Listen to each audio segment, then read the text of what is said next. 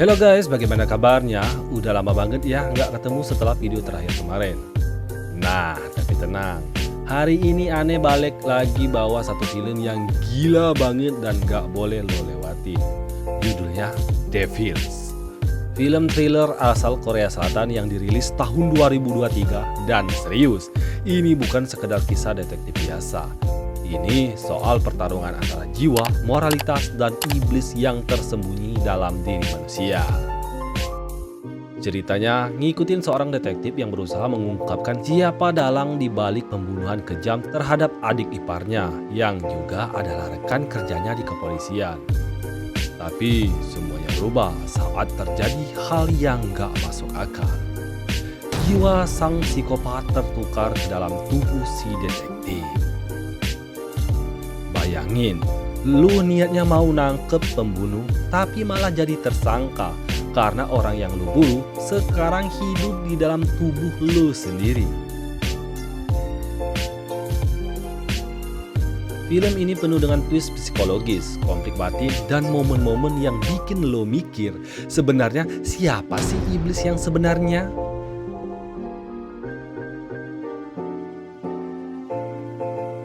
Lu udah nonton belum?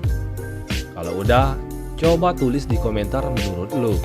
Kalau lu jadi si detektif, gimana cara lu ngebuktiin bahwa lu bukan psikopatnya? Dan kalau belum nonton, saran gue siapin mental, cemilan, dan jangan nonton sendirian. Oke, daripada lama-lama berbacot di awal, mending sebelum itu silakan like, subscribe, dan nyalain loncengnya terlebih dahulu biar nggak ketinggalan bahas film-film gelap dan penuh plot twist lainnya, oke? Oke, langsung saja siapkan segelas kopi dan cemilan Anda, siapkan posisi sepewe mungkin, dan selamat menyaksikan.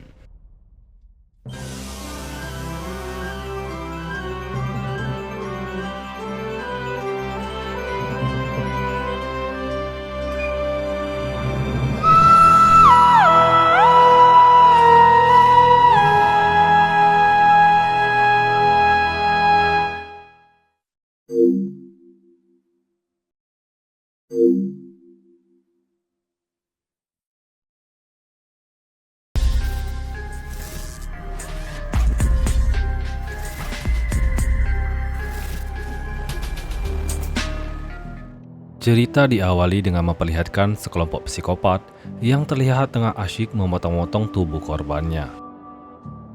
Di luar sana, seorang detektif bernama Sung Hyun terlihat sudah berada di sana, bertujuan untuk meringkus kawanan psikopat ini.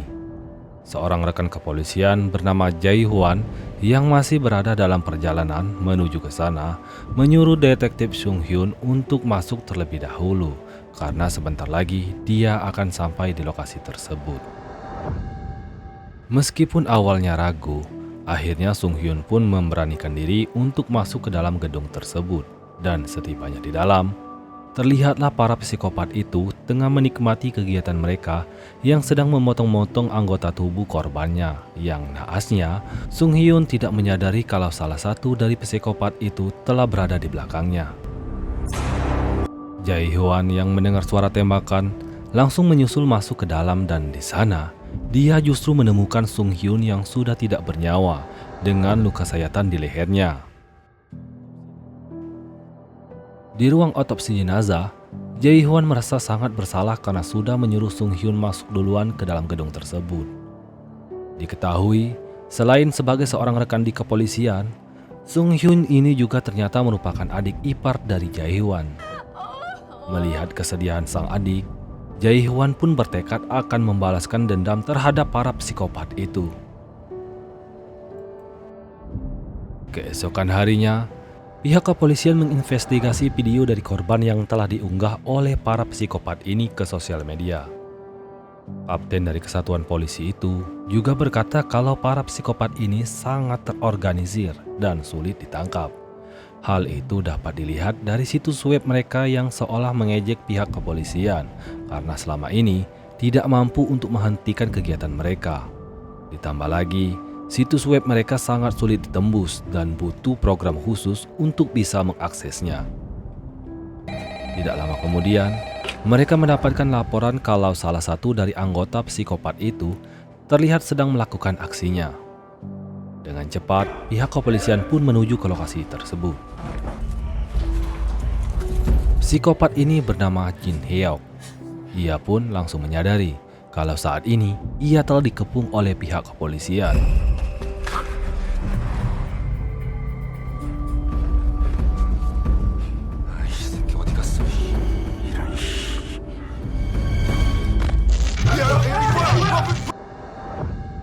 Ia pun berusaha melarikan diri. Jae-hwan yang mengetahui hal itu langsung bergegas mengejar bersama rekannya yang bernama Min Sung.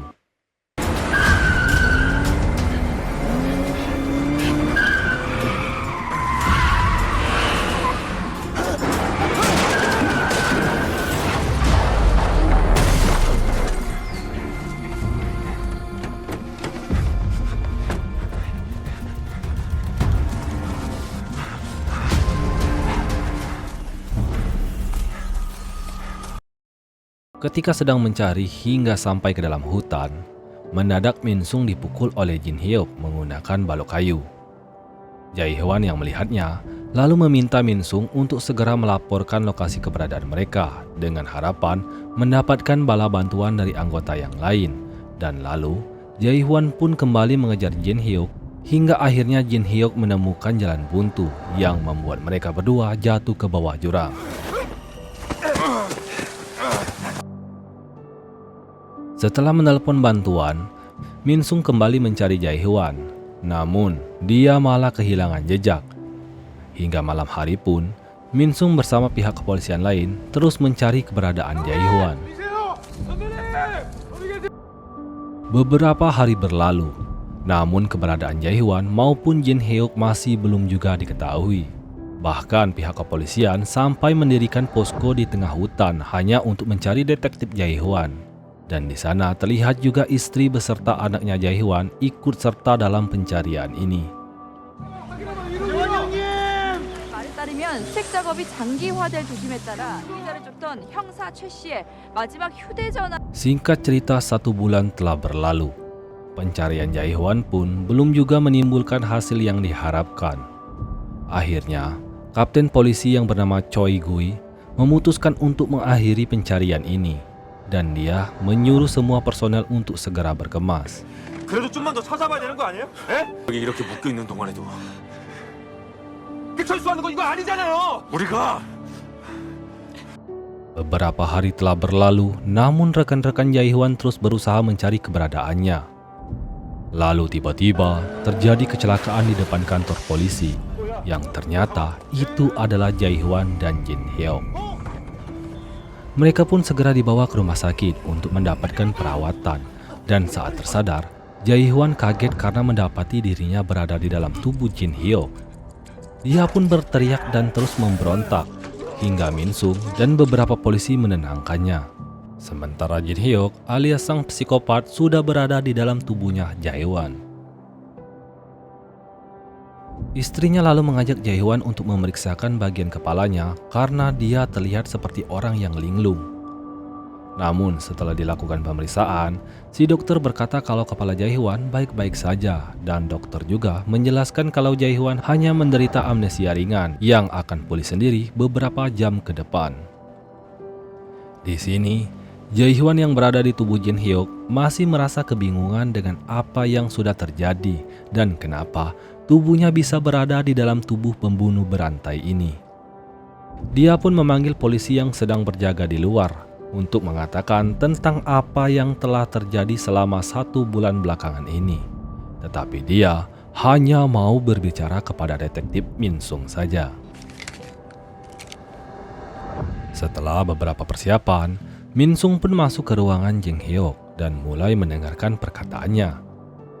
Namun sebelum itu, Jin Hyuk yang menyadari kalau ada penyadap suara di tubuh Min Sung memintanya untuk melepaskan alat tersebut.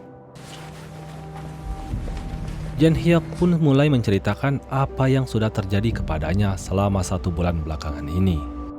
Di saat dia tersadar setelah dia terjatuh dari jurang, orang itu menyeretnya lalu membawanya ke suatu tempat. Kemudian orang itu membaringkannya di sebuah ranjang. Tidak hanya itu, Jin Hyuk juga menjelaskan detail tentang masing-masing anggota di kepolisian, yang hal itu pun membuat Min Sung sedikit kaget. Lalu, Jin Hyuk berkata kalau sebenarnya dia adalah Jae Hwan. 하하나 이 새끼. Di sini, dia ingin meminta tolong ke Min Sung karena dia yakin kalau psikopat itu telah mencuri tubuhnya. 뭐라는 거야 이씨. 이 새끼가 진짜. Setelah itu, Min Sung keluar dari ruangan, namun ia tidak mengatakan apapun kepada sang kapten. Dia hanya berkata kalau psikopat itu hanya berbicara ngawur. Dan untuk memastikan perkataan Jin Hyuk tadi, dia pun ingin pergi ke rumahnya Jae Hwan. Sesampainya di sana, Jae Hwan terlihat sangat berbeda dan dia seperti tidak peduli dengan keberadaan Min Sung di sana. Padahal mereka ini cukup dekat dan sangat peduli satu sama lain. 오빠는 좀 어때? 많이 좋아졌어요. Pada saat situasi di rumah sakit sudah mulai sepi, Jae Hwan masuk ke dalam kamar Jin Hyuk. Di sini ia berkata kalau sekarang dia akan tinggal satu rumah bersama anak dan istrinya. Dan jika Jin Hyuk tidak mau menuruti perkataannya, dia akan mengancam akan memperkaos serta membunuh anak dan istrinya. Mendengar hal itu, Jin Hyuk tidak bisa berbuat apa-apa. Dan dia mau menuruti semua permintaan psikopat ini. Dia pun meminta semua informasi tentang diri Jae Hwan seperti ingatannya bersama keluarga, rekan kerja, bahkan nomor rekening bank milik Jae Hwan. Pokoknya semua yang berhubungan dengan Jae Hwan. 내가 원하는 걸 줘. 이 씨발로만 네가 그런다고 내가 될 수 있을 것 같아? Keesokan harinya, terlihat Jae Hwan sudah bersiap untuk pulang ke rumah bersama keluarganya. Tapi sebelum pergi menuju ke rumahnya, dia menyempatkan diri untuk mampir bertemu dengan Jin Hyuk.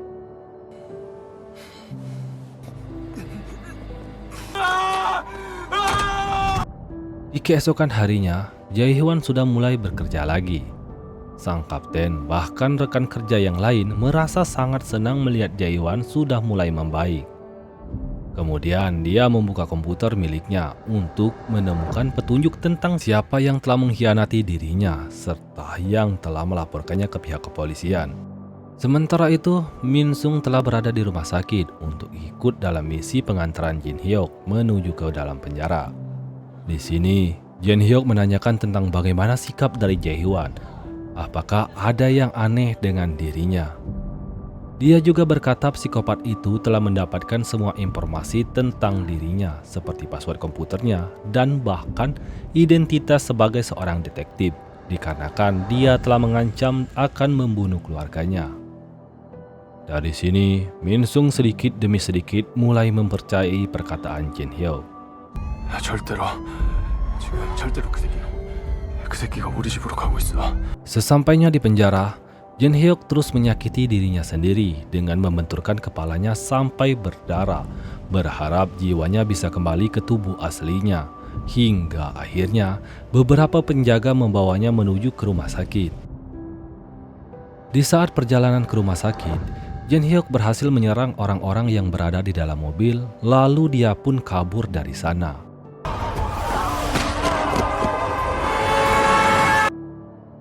Berita tentang kaburnya Jin Hyuk pun sudah menyebar luas dan menjadi sorotan bagi orang-orang di Korea. Di sini, pihak polisi merasa seperti telah dipermainkan karena lolosnya sang pembunuh berantai itu. Pada malam harinya, terlihat Jin Hyuk sudah berada di luar rumah. Namun ternyata Jae Hwan telah menyadari keberadaannya di sana karena dia telah menanamkan sebuah chip pelacak di tubuhnya. Di sini, Jae Hwan terus tertawa dengan tubuh yang dia punya dan hanya menunggu waktu untuk menikmati tubuh kedua orang yang dia sayangi.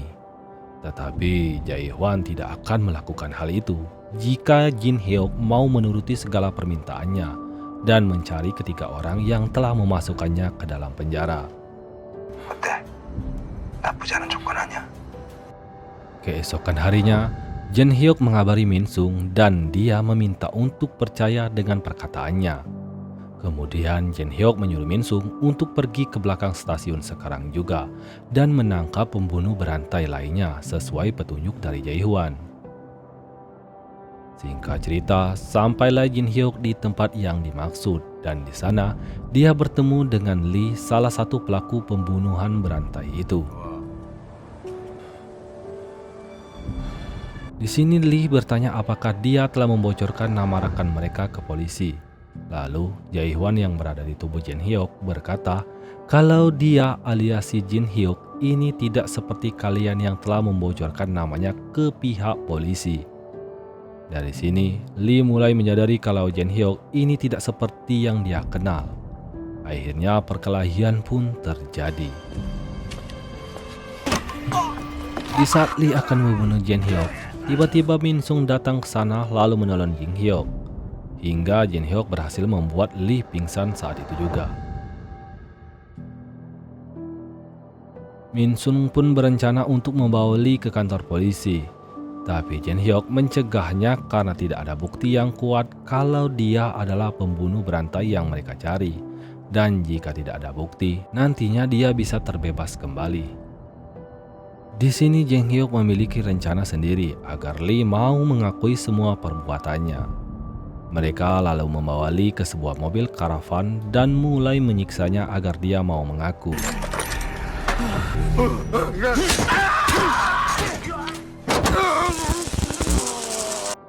Setelah mendapatkan berbagai siksaan, akhirnya didapatlah informasi bahwa jumlah mereka ada 4 orang, termasuk Jin Hyuk itu sendiri. Dia juga menceritakan kalau mereka membunuh hanya untuk bersenang-senang saja. Jin Hyuk pun bertanya bagaimana mereka berempat ini bisa bertemu. Lee mengatakan kalau Jin Hyuk lah yang sudah mempertemukan mereka semua dan membuat perkumpulan psikopat. Setelah mendapatkan semua informasi tersebut, Min Sung membawa Lee ke rumah sakit untuk mendapatkan perawatan. Tidak lama kemudian, sang kapten menyusul ke sana. Dia mengingatkan Min Sung untuk bekerja secara tim dan lebih berhati-hati dalam bertindak seorang diri. Keesokan harinya, Min Sung bertanya kepada sang kapten apakah ada kemungkinan jiwa dari seseorang bisa tertukar. Min Sung mengatakan kalau informan yang telah membantunya menangkap Lee adalah si Jin Hyuk, tapi jiwa yang ada di dalamnya adalah Jae-hwan, yang tentu saja si kapten tidak mempercayai perkataan tersebut. Min Sung kembali menjelaskan Jin Hyuk tidak asal bicara. Dia juga mengetahui semua personel dari anggota kepolisian, namun sang kapten tetap saja tidak percaya dan berkata hal itu tidak mungkin terjadi di kehidupan nyata. Pada malam harinya, Min Sung mendapatkan undangan makan malam di rumahnya Jae-hwan. Mereka pun mulai duduk bersama di meja makan. Di sini, Jae-hwan berkata, apakah benar salah satu pembunuh berantai itu berhasil ditangkap? Dan dia juga bertanya dari siapa Min Sung bisa mendapatkan informasi tentang anggota psikopat itu. Tetapi Min Sung hanya terdiam. Dia pun berkata kepada anaknya Jae-hwan untuk tetap berhati-hati terhadap semua orang meskipun orang itu sangat mengenalnya. Keesokan harinya Jin Hyuk terlihat berada di sebuah pasar yang menjual banyak sekali daging. Tidak lupa juga, dia memberikan pesan kepada Min Sung tentang lokasi keberadaannya sekarang.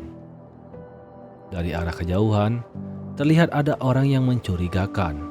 Kemudian Jin Hyuk mengikutinya dan ternyata orang itu adalah salah satu dari keempat pembunuh berantai yang disebutkan Lee sebelumnya. Dia bernama Park So-man. Dan lalu terjadilah perkelahian di antara mereka.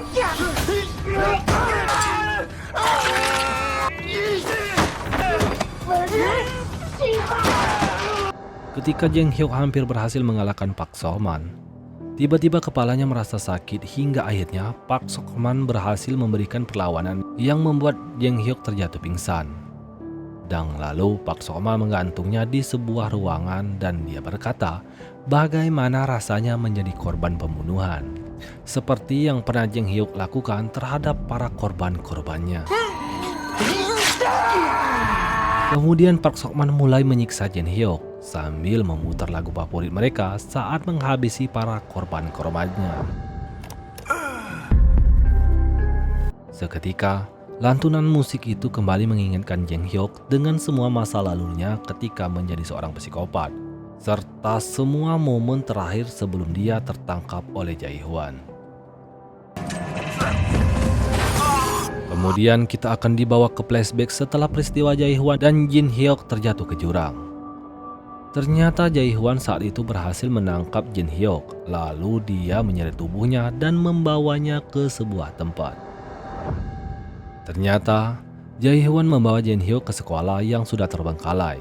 Di sana, Jae-hwan mulai menginterogasi Jin-hyuk dan bertanya tentang keberadaan anggota psikopat lain. Diketahui juga, selama 1 bulan mereka berdua menghilang, ternyata setiap hari Jae-hwan terus menyiksa Jin-hyuk dan menginterogasinya. Namun, karena Jin-hyuk merupakan seorang psikopat sejati, dia justru menikmati semua siksaan itu hingga akhirnya Jae-hwan merasa putus asa. Dan akhirnya, dia meminta bantuan kepada Ginam yang merupakan dokter forensik. 지금 사람들이 너 찾느라고 난리. 너 어떻게 된 거야? Jae-hwan berkata kalau dia sekarang sedang bersembunyi bersama salah satu psikopat itu, dan dia sedang melakukan interogasi dengan caranya sendiri. Jae-hwan pun bertanya apakah ada cara lain agar psikopat itu mau mengaku karena dia sudah merasa putus asa menghadapi kegilaan dari psikopat ini. Dr. Gina lalu membawanya ke sebuah laboratorium dan memberikan beberapa obat yang biasa digunakan oleh pihak CIA untuk menginterogasi seorang kriminal yang keras kepala. Setelah mendapatkan obat tersebut, dia pun kembali ke tempat persembunyiannya dan selama beberapa hari dia menyuntikkan obat itu ke dalam tubuhnya Jin-hyuk. 지금 뭐 하는 거야?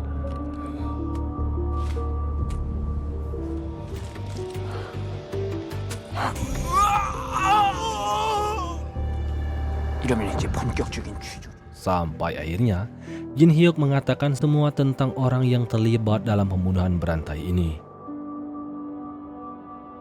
Jae-hwan pun mulai mengajukan pertanyaan, di mana keberadaan mereka sekarang. Namun Jin-hyuk mengatakan kalau tidak ada yang bisa menangkap mereka kecuali dirinya sendiri. Karena Jin-hyuk lah yang telah mempersatukan mereka semua. Mereka adalah orang-orang terbuang dan tidak mempunyai keluarga maupun identitas. Bahkan hidup mereka juga selalu berpindah-pindah. Di sini, Jin-hyuk ingin menangkap dan membunuh mereka semua. Karena ia beranggapan mereka semua telah mengkhianati dirinya. Dikarenakan hanya Jin-hyuk yang bisa menangkap mereka, Jae-hwan pun memiliki sebuah ide.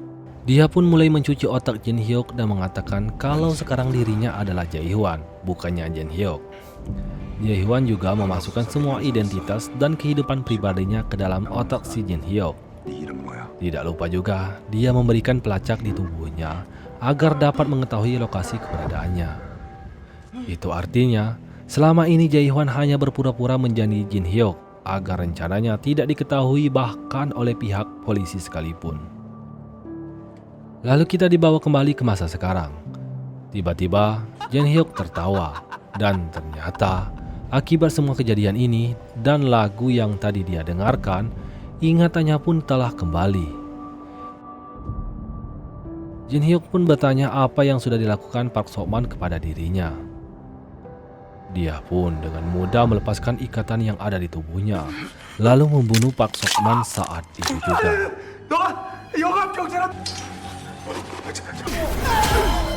Tidak lama kemudian, Jin-hyuk mendapatkan telepon dari Min Sung dan dia memerintahkan untuk datang ke sana. Di sini Jin-hyuk menyadari kalau dirinya sudah dimanfaatkan oleh Jae-hwan.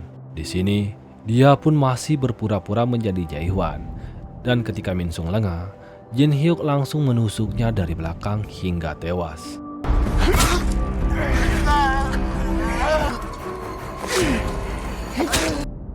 Jae-hwan yang mendengarkan kabar kematian Min Sung langsung bergegas menuju ke lokasi dengan penuh emosi. Jae-hwan mencari keberadaan Jin-hyuk, namun di sana Jae-hwan belum menyadari kalau sebenarnya ingatan Jin-hyuk telah kembali.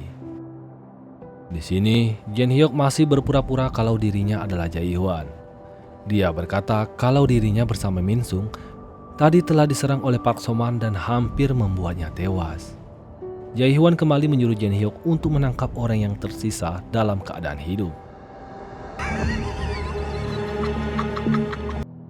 Terlihat pada saat di dalam mobil, Jae-hyun merasa sangat bersalah karena rencana yang dia buat malah mengorbankan salah satu rekan terbaiknya. Singkat cerita, setelah beberapa hari telah berlalu, terlihat Jin-hyuk menghampiri seseorang dan ternyata dia adalah Yuhan, orang keempat dalam anggota psikopat mereka. Di sini, Jin-hyuk ingin membalaskan dendamnya karena Yohan telah berkhianat dengan melaporkan dirinya ke polisi. Hingga akhirnya terjadilah perkelahian di antara mereka. Setelah itu, Jin-hyuk membawanya ke mobil karavan dekat sekolah terbengkalai. Jae-hyun yang mengetahui keberadaan Jin-hyuk langsung bergegas menuju ke sana. Namun tanpa dia sadari, si kapten yang mulai curiga dengan gerik Jae-hyun mulai mengikutinya dari belakang. 내가 여기 있는 줄 어떻게 알고? 뭐야? Setelah dia berhasil menangkap Yuhan, Jin-hyuk pun meminta untuk jiwanya dikembalikan ke tubuh aslinya. Disinilah sebuah fakta baru terungkap kalau sebenarnya ingatan Jin-hyuk sudah kembali semenjak kematian Mingsung. Jae-hyun yang emosi langsung menghajarnya. Namun tiba-tiba dari arah belakang, Yuhan kembali bangkit dan menyerang Jae-hyun. Dikarenakan sebelumnya Jin-hyuk telah menyuntikkan obat itu kepada Yohan, yang membuat Yohan mengira kalau Jae-hyun ini adalah si Jin-hyuk.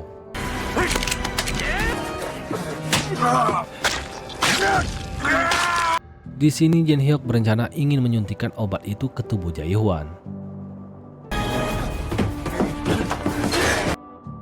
Tidak lama kemudian, sang kapten bersama pihak polisi lainnya sudah berada di sana. Jin-hyuk keluar dan mengaku kalau dirinya adalah si Jae-hyun. Dia juga mengatakan semua informasi yang dia ketahui tentang kepolisian.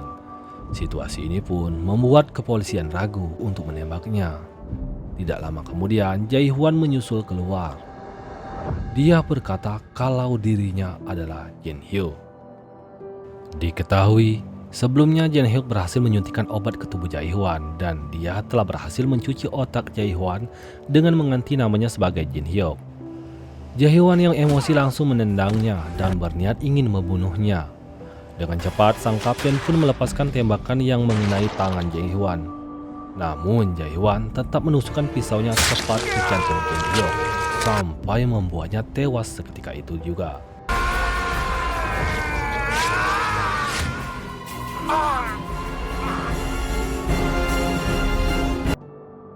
Dan film pun tamat.